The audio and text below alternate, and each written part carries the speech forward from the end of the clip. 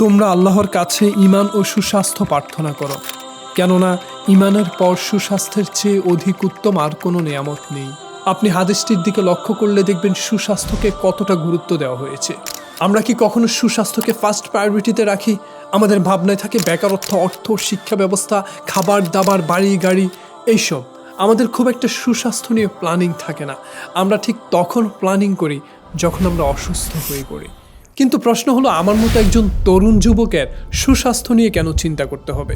একটা সময় ছিল বয়স বৃদ্ধির সাথে সাথে মানুষের কর্মক্ষমতা কমতে থাকতো, আর সাথে নানা ধরনের রোগে আক্রান্ত হতো, অসুস্থ হয়ে পড়তো। আর তরুণদের মাঝে এ ধরনের অসুস্থতা নিয়ে কোনো চিন্তাই ছিল না। তারা ছিল সবসময় আনন্দিত, উৎসাহিত, কর্মক্ষম, তারা দুর্দান্ত কাজ করতো। কিন্তু এখন পরিস্থিতি অন্যরকম। আপনি যখন দেখবেন আপনার বয়সের একজন মানুষ রাস্তার পাশে হার্ট অ্যাটাক করে মারা যায়, তখন আপনার কপালে কিছুটা হলেও চিন্তার বাজ পড়বে।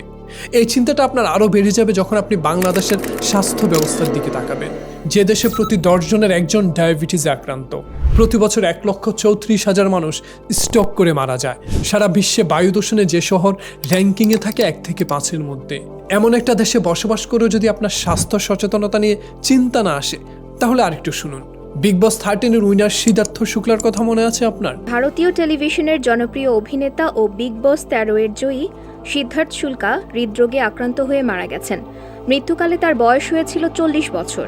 যে কিনা শারীরিকভাবে ছিল সুস্থ, বডিতে ছিল 6 প্যাক, প্রতিদিন ঘন্টার পর ঘন্টা জিমের সময় কাটাতো ফিটনেস ঠিক রাখার জন্য। সেই মানুষটা হঠাৎ কেন মৃত্যুর কোলে ঢলে পড়লেন? শুধুই কি সিদ্ধার্থ? সারা বিশ্বে প্রতি বছর প্রায় 9 মিলিয়ন মানুষ হৃদরোগে আক্রান্ত হয়ে মৃত্যুবরণ করেন। কিন্তু প্রশ্ন হলো, তরুণরা হঠাৎ কেন এত জটিল রোগে আক্রান্ত হচ্ছে? কেন পরিণত বয়সে যাওয়ার আগে অকালে মৃত্যুবরণ করছে? যে জেনারেশন প্রচণ্ড গরমে একটা ডাব না খেয়ে কোক খাওয়ার চিন্তা করে, সে জেনারেশনের 2-4 জন হার্ট অ্যাটাক করে মারা যাবে, এটাই তো স্বাভাবিক। বর্তমান সময়ে সব তরুণরাই নানা ধরনের ফাস্ট ফুডে আসক্ত। একদম যেন বার্গার, পিৎজা, স্যান্ডউইচ, পাস্তা এসব না খেলে আমাদের জীবন আর চলে না। এমনকি আমরা এখন ভাত, মাছ, মাংস এসব বাদ দিয়ে জাঙ্ক ফুডে অভ্যস্ত হয়ে পড়ছি। আর খাবার পর কোক, 7 আপ, পেপসি কিংবা কোনো ধরনের সফট ড্রিঙ্কস না খেলে যেন আমাদের খাবার শেষ হয় না। তারা দূরে সরায় দেয়।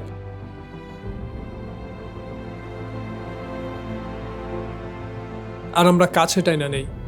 এই ধরনের সব সফট ড্রিঙ্কসে থাকে ক্ষতিকর উপাদান। একটা 250 মিলির কোকের বোতলে প্রায় 30 গ্রামের বেশি চিনি থাকে।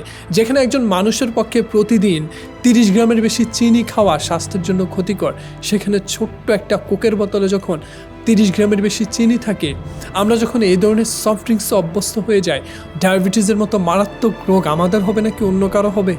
ওজন বাড়া, হৃদরোগ কিংবা হার্টের এই মূল উপাদান এখন ফাস্ট ফুড। বিশ্ব স্বাস্থ্য সংস্থা মতে বিশ্বে প্রায় 500 মিলিয়ন মানুষ ডায়াবেটিসে আক্রান্ত। কেবল বাংলাদেশে প্রায় 1.5 কোটির বেশি মানুষ ডায়াবেটিসে আক্রান্ত, মানে প্রতি 10 জনের একজন ডায়াবেটিসে আক্রান্ত। আপনার কি মনে হচ্ছে ডায়াবেটিস শুধু বয়স্কদের হচ্ছে? আপনি চিন্তাও করতে পারবেন না, হাজারো তরুণ এমনকি শিশুরা পর্যন্ত এই রোগে আক্রান্ত। দেশে 15 থেকে 35 বছর বয়সী প্রায় 7% মানুষের ডায়াবেটিসে আক্রান্ত। তাহলে চিন্তা করেন আমরা ভবিষ্যতে কোন দিকে যাচ্ছে। অন্যদিকে মোটা হওয়ার প্রবণতা মহামারী আকারে বাড়ছে। আপনি চারপাশে তাকালে দেখবেন প্রচুর মানুষ এই সমস্যায় ভুগছে।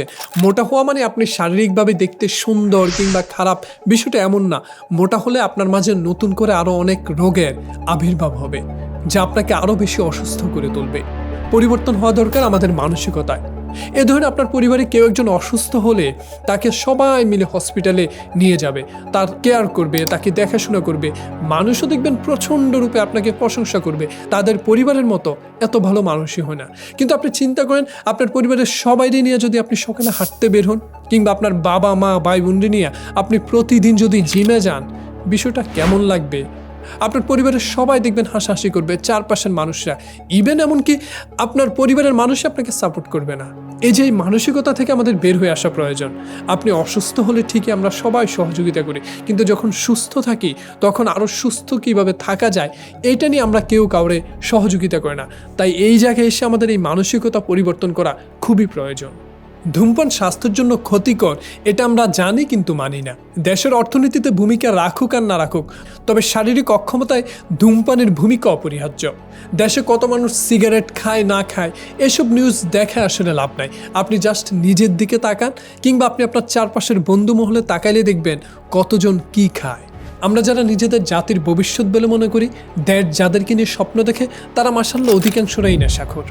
জাতীয় মানসিক ইনস্টিটিউটের রিপোর্ট অনুযায়ী দেশে প্রায় ৩৫ লক্ষের বেশি মানুষ মাদকসেবী, আর এর ৮০%ই তরুণ যুবক, যাদের বয়স মাত্র ১৫ থেকে ৩০-এর মধ্যে।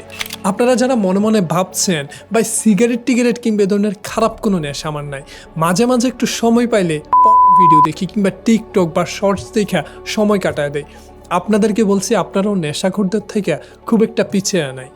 একটা রিসার্চে দেখা গেছে যারা হেরোইন কিংবা এলএসডির মতো এই ধরনের নেশা নেয়, তাদের মস্তিষ্কে 200% ডোপামিন ক্ষরণ হয়। আর যারা পর্ন ভিডিও কিংবা অশ্লীল ভিডিও দেখে অভ্যস্ত, তাদের মস্তিষ্কে প্রায় 250% ডোপামিন ক্ষরণ হয়। তাহলে আপনি বুঝেন আপনি কোন অবস্থায় আছেন। আর এই কারণে দেখবেন আপনি এসব ভিডিও দেখার পর আপনি মানসিক শারীরিকভাবে অসুস্থ হয়ে পড়ছেন। ঘুম কম হওয়া, কোনো কিছু মনে রাখতে না পারা, ডিপ্রেশন, টেনশন, স্লিপিং ডিসঅর্ডার সহ নানা ধরনের শারীরিক রোগে অসুস্থ হওয়ার মূল কারণ এই অশ্লীল ভিডিও দেখা কিংবা সোশ্যাল মিডিয়া আসক্তি। আপনি যদি চিন্তা করেন আপনি একাই এই সমস্যায় ভুগছেন, না, বিবিসির একটা গবেষণায় দেখা গেছে মানুষ কাজের ফাঁকে সময় পেলে প্রায় 60% মানুষ পর্ন ভিডিও কিংবা অশ্লীল ভিডিও দেখে। তাহলে চিন্তা করেন কতটা ভয়াবহ অবস্থায় আছি আমরা।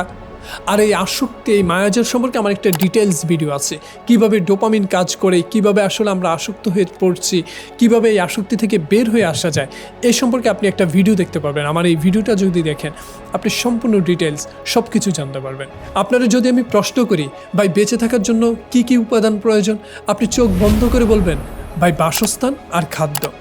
কিন্তু একবার চিন্তা করেন আমাদের বেঁচে থাকার সবচেয়ে প্রধান যে খাদ্যটা প্রয়োজন হয় সেটা কিন্তু অক্সিজেন।